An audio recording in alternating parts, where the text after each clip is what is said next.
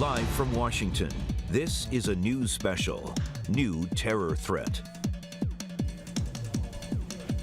Thanks for joining us on News Channel 8, and welcome to our audience on Sinclair Broadcast Group websites and across the country. I'm Morris Jones. Tonight we take an in-depth look at how the new terror threat impacts free speech around the world. In just a moment, you'll meet a panel of experts, but first, Belgium's security forces have thwarted an imminent terrorist attack. This as the president of France tries to calm the nation's inflamed religious tensions in the wake of the Charlie Hebdo attack. Rebecca Cooper is live in our newsroom with the latest. Rebecca? Morris, tonight as investigators and intelligence officials are trying to connect the dots in France. Those leads developed there have led law enforcement officials in Belgium to conduct a deadly raid on extremists said to be plotting attacks there. Tonight, the latest images of terror captured on camera. This time in Belgium, a fierce firefight as police moved in on heavily armed men believed to be plotting attacks on law enforcement. The suspects immediately and for long minutes fired. 2 suspects were killed. 1 is now under arrest as intelligence officials warn of a wider network of Islamic extremists. Here in the U.S., this 20-year-old Ohio man is being held, accused of being a radical Islamic sympathizer, plotting his own attack on the U.S. Capitol, using M15 assault rifles and homemade pipe bombs. We live in a dangerous country, and we get reminded every week of the dangers that are out there. But despite the continuing threats, supporters of free speech again lined up in Paris tonight to buy more copies of this week's edition of the controversial Charlie Hebdo magazine, even as radicals in Istanbul threatened more violence at a Turkish newspaper. Furious, the paper reprinted Charlie Hebdo cartoons of the Prophet Muhammad. This man vowing the godless newspaper will be held to account for what it did. As news organizations worldwide weigh freedom of speech versus security, other institutions are facing similar challenges. Some European bookstores decided not to sell Charlie Hebdo this week, following threats if they did.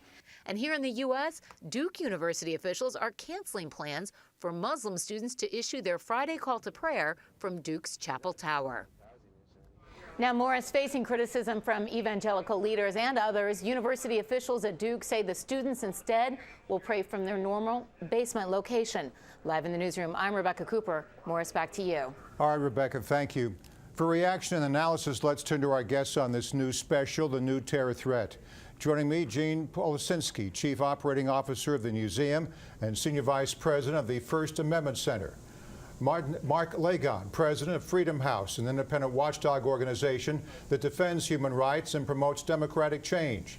Zainab Chaudhry, spokeswoman for the Council on American Islamic Relations. CAIR is America's largest Muslim civil rights and advocacy organization. And in our satellite center, Nick Kosar, an internationally known editorial and political cartoonist who's been exiled from Iran. He's the recipient of the Cartoonist Rights Network International Courage and Editorial Cartooning Award. One of Nick's cartoons caused a national security crisis for several days in Iran. As a result, he was imprisoned for 6 days. Before we start debating the issues, Charlie Hebdo has just released its first magazine after the deadly terror attack that killed 12 people. 3 million copies have been published. On the cover, a caricature of the Prophet Muhammad holding a Je suis Charlie sign. The words, "All is forgiven," appear just above the cartoon. We want to warn you, the image will appear in our report here. It may be offensive for some viewers. It's published here in the Huffington Post and on the Fox News website and in the Washington Post. As for its decision to show this, news organizations are split between freedom of speech and expression and defending religious beliefs of readers and viewers. As for the decision to show this, the Washington Post says, quote, it avoids publication of material that is pointedly, deliberately, or needlessly offensive to members of religious groups, but that this cartoon doesn't fall into that category. Huffington Post says it, quote, splashed the cover to support free expression in solidarity with their French editors. But some are questioning that decision, drawing parallels with other types of speech accepted as offensive in the United States. We all draw red lines. And when we draw red lines, we don't question that. We don't go and ask an African American, what's the big deal about this N-word? We never do that. We accept that, yes, it hurts. Many news outlets have decided, in fact, the story can be told without showing the image. NBC News and other networks have made the editorial decision not to show the cover. CNN cites a long-standing policy against showing depictions of the Prophet Muhammad. The question now is, will more media outlets show images like those published in Paris? Or will they maintain their policies to not offend certain religious beliefs? Can they do it? Absolutely. Should they do it? That's a question that I'm posing to the American conscience today.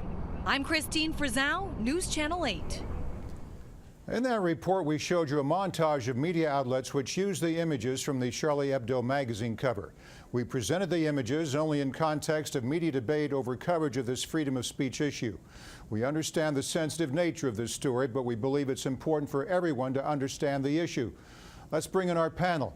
Gene, you wrote a column today asking tough questions. Just how je suis Charlie should we be? What do you mean by that, and what do you think? Well, I think we have to make a decision here as we debate the marketplace ideas, the extent of free speech. You know, we have very narrow categories, thankfully, in the United States of speech that's outside the bounds, including fighting words. So I think we don't want to make just an unthinking decision about what we run. Editors have been making decisions such as was just talked about what's acceptable, what do they want to do that might offend their readers, how to present it, readers, viewers, users. So I think we want to have that decision. Just to blindly say we're going to do these things without thinking about why we're doing it, is there a journalistic reason, would be inappropriate. I think you yourself, as you said, you made decisions about showing it on this program for a journalistic reason, certainly not to insult, and I think with an awareness that it would offend some. You found the rationale to say, as we did, we'll show it in the news context, but certainly as information, not an insult. Mark, you're with Free Press. Do you agree? Well, at Freedom House, we're really interested in making sure that people have the ultimate freedom of expression. I respect those news outlets that think that it's appropriate to show the images of the cover of Charlie Hebdo. I think we ought not to be intimidated by those who would use violence. The key limitation on free expression is if it's pure incitement of violence against a target group. Now, 3 million copies of Charlie Hebdo were distributed in France and other countries. That's a 50-fold increase from the magazine's normal weekly circulation of 60,000. Most newsstands were sold out in hours. While many have shown support for Charlie Hebdo's first publication since the terror attack last week, others disagree with its message. Here's how some people in Dubai reacted. I'm a British Muslim.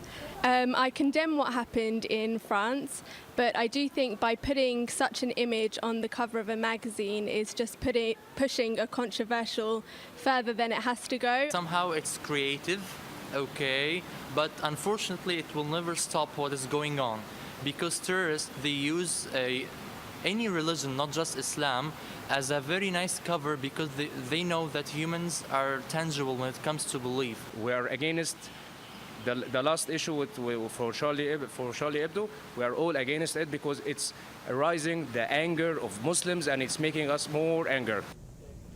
Zainab Chaudhry, you're with CARE. How are Muslims reacting to the Paris attacks and to this overall discussion?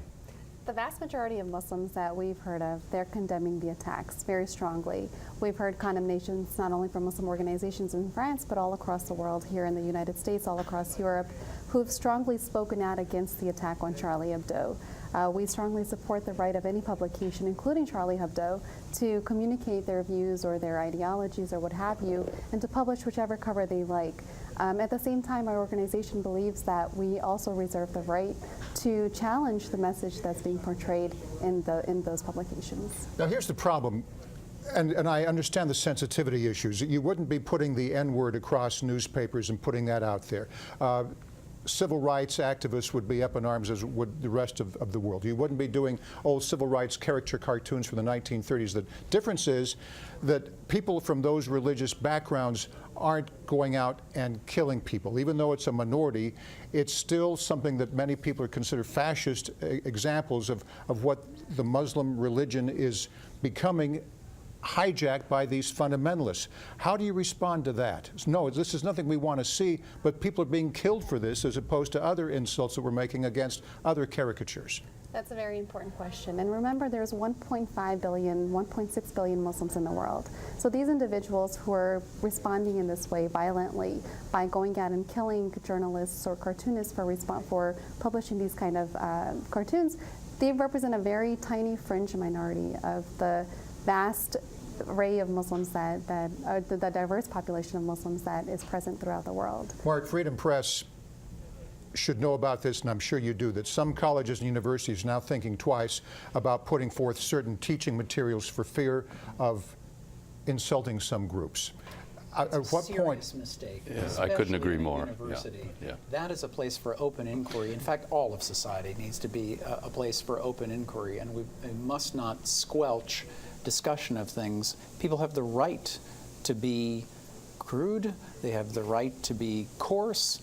The only thing that is really appalling is if they're calling for violence against particular people. Maybe at some point this whole Prophet Muhammad caricature, another sort of making fun of Islam will die down once people have expressed themselves and we can move on with this. Because after a while it's the same as doing 1930s civil rights racial jokes and caricatures of the Deep South. Maybe once this runs its course then we can put it to rest, if that will fulfill what the fundamental Islamics want. But the problem is you still can't show your ankle, you still can't, they even will kill soccer players who are wearing shorts in some of these countries. At what point will people be happy with the results, though? I think it's important to also understand in the Muslim world, actually, there are several countries that have dictatorships in place that dictate how people should dress. Now, it's important to differentiate between the rules of these countries and the laws of the land and the teachings of the religion. And I think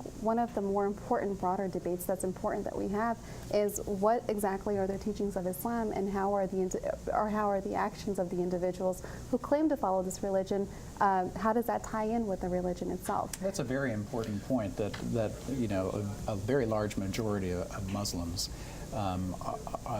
show a deep tolerance and interpret their faith that way, and there shouldn't be a caricature of the entire religion based on and before Americans get too smug about this too, we need to turn the clock back about 100 years to when there was rampant anti-Catholicism in this country. Yeah. And you can at times lift speeches from the Senate of the United States, or certainly speeches being made in public, and take Catholic out and drop in Muslim today, allegiance to a foreign power, rules and practices that are not quite American, even potential to take over, hiding guns in the basement of the convict kinds of things, a convent.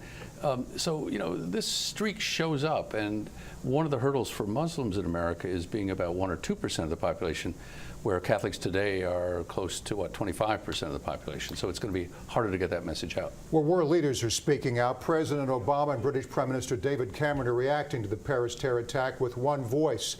Their joint op-ed with the headline, "We won't let the voice of freedom be muzzled," was published by the Times of London. They said they won't be intimidated by extremists, and they, quote, "will defeat these barbaric killers and their distorted ideology." Pope Francis has now entered the debate. He says you cannot justify last week's deadly terror attacks in France. On his way to the Philippines, the pontiff spoke against violence committed for faith-based reasons. Truth. Everyone has the right to practice his religion, his own religion, without giving offense. That's how we do it. We all want to do that. Second, one cannot offend, make war, kill in the name of one's own religion. That is, in the name of God. But if Dr. Gazbari, a great friend, says a swear word against my mother, then a punch awaits him. But it's normal. It's normal. The Pope also said there are limits to free speech. Zainab, what should world leaders do about these attacks? I think it's important to recognize that we live in a global village. Everybody is connected all across in all parts of the world. So world leaders have a very important role to play in making sure that, especially if we want to encourage pluralism in society, that we focus on tolerance and building bridges of mutual understanding. So the words of Pope Francis definitely have gone a long way in helping to build those bridges. Now, is it necessary to remove free speech from that debate? I don't think that that's necessary at all. Now, we don't have you here to represent all of Islam, and you're not here to be beaten up by me. But when we talk about focus on tolerance, it seems the most intolerant people are the radical Islamics who are doing these acts. What do you say to that? Where are their parents? Why are they being taught this? For everyone out there, there's an assembly line of more little kids being brainwashed by so many of the schools that get the same idea. At what point do you practice tolerance among the minorities in your religion? I would counteract that statement with the fact that the vast majority of Muslims are very tolerant. They are law-abiding citizens. They contribute to society. They want to improve the condition of society and their surroundings, their environment. Unfortunately, what we see in the media, what we see highlighted in all around us, is that extremist minority who is engaged in violent actions. And they've hijacked your religion. You admit to that. I would say that they've definitely used Islam or religion as a pawn to help advance their own ideologies, to help advance their own political agendas, to make sure that whatever their agendas are, they can advance them. And whether it's in Boko Haram in Nigeria, or whether it's in Yemen, or whether it's ISIS in Iraq and Syria, what we see is individuals or terrorist groups who are using religion to advance their own political ideologies. And there are so many different factors. I think that there's a broader discussion that needs to be had in terms of the different factors that come into play and why they're able to wield this kind of terror. Mark, what do you want to see world leaders do? Well, they need to stand with those who would be firm in wanting to exercise free expression. It is deeply encouraging to see so many people, and hundreds of thousands of people in Paris, in France, including Muslims, standing up for that. Leaders should be there. American Republican and Democratic leaders should be there. But I want to make a point.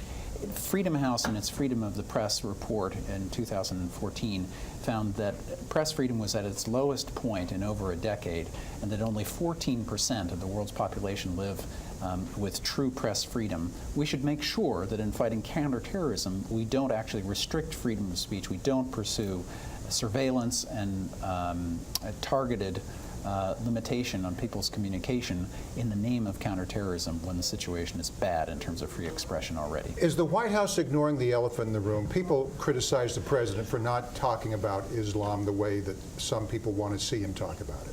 Gene? Well, I think, again, the White House, and you can go back to previous administrations as well, the Bush administration, really looks at the world in a geopolitical way, and they wish they had more focus on freedom of speech and freedom of press. You bet. I think that Reporters Without Borders pointed out the other day that if you took the world leaders walking in unison in Paris, many of them from Egypt and Turkey and other countries are places where the press is terribly repressed. And they actually refer to them as predators of free press. So I think one of the great dangers now, we have this wonderful opportunity to talk about freedom of press across the world, but we also have this danger that in the name of anti-terrorism, people who are inclined to restrict free speech and free press will use it as a tool. That's all right. The attack on Charlie Hebdo was directed at editorial cartoonists. Several died in the attack. Nick, you were born in Iran, and now you were living in exile because of a cartoon you penned prior to the 2000 parliamentary elections in Iran. Tell me about the cartoon and reaction by the government and the public. In January 2000, Ayatollah Misbah, a very powerful cleric, claimed that a chief CIA operative was in Tehran with a big suitcase full of US dollars to bribe Iranian journalists against Islam. So I drew a crocodile, and the name of crocodile in Persian rhymes with the name of Misbah. So we say Temsah, and he's Misbah. So I drew that crocodile and called it Professor Crocodile. So many people understood that I was mocking the Ayatollah. And the Ayatollah is shedding crocodile tears, playing the victim, but strangling a journalist with its tail. The day it was published, I received a death threat. And later, thousands of clerics and clergy students shut down the seminary schools of the city of Qom. And there was a 4-day protest, and they were calling for my death. And in the Friday prayers, after the cartoon was published, all around the country, they were shouting for my death. but most of the people who were asking for my death had not seen the cartoon themselves. And I was charged with insulting Islam in a way and undermining national security. So it was interesting that by drawing a crocodile, you can insult Islam. And from that day, I'm wearing Lacoste, so that's the cost of it. Now, your family was also threatened. Can you ever go back to your country? I can go back to the country, but I can't get out alive. All right. Let's show some other editorial cartoons by Politico's Matt Worker. What freedom should editorial cartoonists have? Do they go overboard, Nick Kosar? Do you think that you're within your rights to make fun of all of this, or do you think at some point we should just kind of tone it down a notch once you've made your point? Personally, it's not my style to actually target people's ideas. I just criticize politicians and people who take advantage of Islam, for instance, or Christianity or Judaism. Anyone who takes advantage to oppress people, individuals, and put them under pressure not to have freedom of speech. In Iran, for instance, we said we have freedom of speech. We didn't have freedom after speech. So after attacking the politicians, most of them Islamists, I wouldn't have the freedom to draw cartoons. So the thing is, by saying that I'm Charlie, it doesn't mean that I support the style or it's my style. No, I support the whole idea of concept of freedom of speech and respecting freedom of speech. And there's nothing more sacred than freedom. And I believe that the important thing that the Muslim community should do, I'm coming from a Muslim background. Of course, I'm a Muslim light, an alcohol-drinking, bacon-eating Muslim, but I still respect the faith, and I believe that we have to become more tolerant and take jokes non-seriously. And if we don't like something, we just don't have to respond like what happened in Paris. And the danger of the whole thing right now for cartoonists is that many of them are scared right now, and there will be a lot of pressure on cartoonists living in the Muslim countries because they would possibly be the first targets of hate attacks by radicals. All right, back to our panel in studio. Zainab, what do you make of what he said about cartoons? I mean, he's an enemy of the state in Iran right now. You know, his story is very, it touches the heart. It's actually mind-boggling to see that he would have to endure those kind of circumstances for drawing a cartoon. I think, unfortunately, it comes back to that idea of separating the religion from what the dictators who are in power in these different countries, what their goals are. Now, we have to keep in mind within the Muslim world, a lot of these rulers, their agenda is to make sure that they can control what information is out there in the media. They want to, you know, make sure that they exercise what's in their favor. And when we talk about free speech, I think what's also important to talk about the fact that it's important not to have a double standard. For example, in France, what we saw, there was an intolerance for cartoons that were deemed anti-Semitic, yet it was okay to promote cartoons that mocked the most religious figure in Islam. And that doesn't in any way justify the attack on Charlie Hebdo. But I think it opens up a wider debate on how can we make sure that we live in a society that is equally tolerant to all different faith groups. I think the world needs to appreciate the fact that the depiction of the Prophet Muhammad is an insult. People just can't, we don't understand that in the Western world because we're into selfies, photographs, pictures, cartoons that we're seeing right now. Gene, has the museum been threatened by putting the Charlie Hebdo out for the public to see? I'm not aware of any direct threat. I think today you can't live in a post-Charlie Hebdo world without looking over your shoulder a little bit. But you know, we felt, as we do every day, it's our obligation to talk and report about what's in the news on a given day. And also, we're a museum that defends the 5 freedoms of the First Amendment. That's on a big marble plaque in the front of our building. So I think we felt compelled to do it, but again, not as an insult, but as information and as a prompt for this discussion. All right, terrorists are achieving some of their goals. People were afraid after the 9/11 attacks. Many are still fearful getting on a plane. People were worried about going to the movie theaters after the release of The Interview. They're worried about traveling overseas on vacation. Some get nervous when a person comes up to them and appears to be of Muslim descent. Let's listen to this. Unfortunately, the Western media and many Western politicians are playing into the hands of the extremists, because I feel that the extremists are setting the agenda. They're just putting all of us in the same position to talk about this instead of talking about other important issues in our lives. Mark, are terrorists winning the fight? Well, I think, they want to call attention to their cause and sort of maximize, their power. And we play into their game if we clamp down on freedoms and we change what kind of society we live in, or the French live in, or any other free society. Nick Kosar in our satellite center, does it appear that the terrorists won? I mean, you're able to still speak up and show your cartoons, but you're also an enemy of the state of Iran. As long as cartoon lives, no, they haven't won. And I just have to point something to what Zainab was mentioning. There are double standards everywhere when we just want to talk about compassion in religion, and then when we say there shall be no compulsion in religion for those people in accepting a religion like Islam. If somebody decides to leave Islam, what happens? What happens to an apostate? What happens to somebody who is charged with blasphemy, especially in countries in the Islamic world? I think it's time for many of us to think twice about all these things that we're spinning off.